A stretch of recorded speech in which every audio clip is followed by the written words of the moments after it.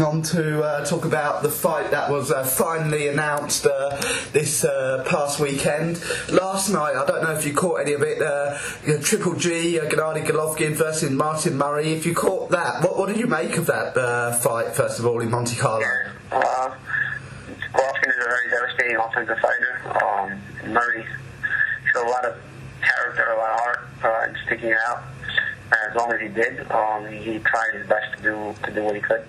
But Golovkin showed once again that he's really a force to be reckoned with in the middleweight division. No, definitely, and that took Golovkin's knockout streak to 19. What do you think's next from Triple G? Some potential names, the likes of Miguel Cotto and Carl Froch. Who do you think will be brave enough to take on Triple G next? I think those are all amazing fights. I think there's a lot on the table for Triple G as far as exciting matchups is concerned, but I'm not sure that any middleweights will be fighting. I mean, obviously Cotto does have a middleweight title, but he's not really a true middleweight. But it'd be a fight that I think would be interesting to watch. Also, if Golovkin moved up in weight, of course, I'm sure there's always some interest in seeing him against some of the super middleweights. But personally, after last night, I think Golovkin and Cotto will be something to really a mouth-watering fight for the fans. Cotto will be taking a risk in fighting a more natural middleweight, but nonetheless, it's two very explosive fighters. No, definitely. And in terms of Golovkin's knockout ratio, 19 knockouts in a row, do you think that could be a bit of a detriment to a fighter when it comes to making those marquee fights and some fighters not wanting to get in the ring with him? I think sometimes the risk has to be worth the reward.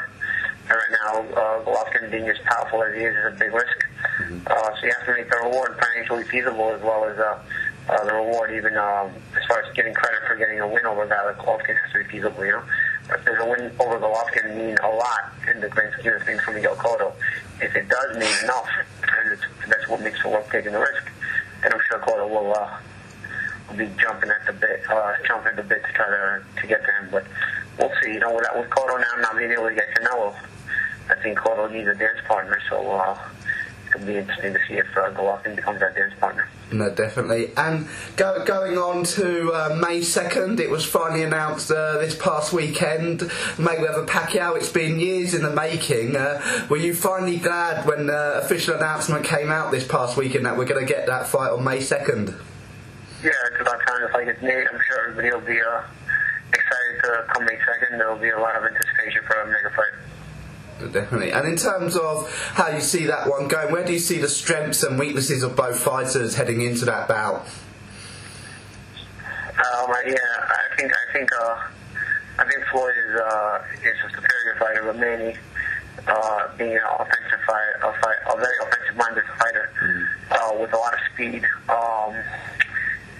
You would think that he can possibly give Floyd some trouble with that speed and the combination of that speed and power, but we'll see how Floyd makes the adjustments.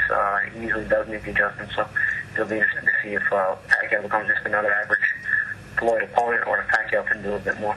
Definitely. And in terms of some of the clauses in this, there's not a rematch clause, we've heard, but do you think if it's a close points decision or a split decision, do you think we'll see a rematch down the line? If the fight's close, you possibly could see a rematch. I don't think right now the fight's competitive enough or makes it worth seeing a rematch. Then yeah, you'll see a rematch, I'm sure. Definitely, and of course, we're seeing something unprecedented, especially in the United States, where Showtime, who you do a lot of work for, and HBO are going to both be broadcasting this fight. What's it going to be like for yourself, not just as a former boxer, but as a fan of the sport in the build-up to this mega fight on May 2nd? I look forward to just seeing the build-up as it comes along. It's going to be a huge event, and I don't think anybody really knows what to anticipate or expect as far as the build-up is concerned, but there's going to be a lot of excitement in the air, a lot of buzz in the air, so I'm sure it'll be exciting, not just for myself, but for anybody who's involved or even as a fan. No, definitely, and I personally hope to hear you at ringside on commentary. I think your commentary on Showtime is some of the best punditry, not just in boxing but in sport. Yeah, we'll see which one of the broadcasters gets picked. I'm sure also Sky will be in the United States as well, so you know, maybe I'll be able to do something with them as well during the week or fight week. And you know, I look forward to just being part of the event as a whole. I'll be in the building, and we'll see what they end up picking at the broadcaster as well. But it'll be a fun week. And in terms of this fight, it's been, like has mentioned, it's been not just weeks or months in the making, but been years in the making. Do you think you would have rather seen this fight a couple of years ago than now, or are you just excited to actually see them both get in the ring and take each other on? Yeah, I think it's exciting that they're finally getting it on in the ring with each other. You know, having not seen it a few years ago, there was different reasons for the fight not happening, but at the end of the day, you're glad that both guys came to correct terms and they're making the fight. No, definitely. Well, thank you so much for your time, Paulie. Hopefully speak to you more in the build-up to this mega fight on May 2nd. I know you're going to be busy, but thank you so much, and hopefully speak to you soon. For sure. Looking forward to it.